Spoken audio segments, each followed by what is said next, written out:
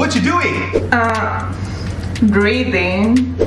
Okay. Hey, D-Man, what you doing? I'm eating.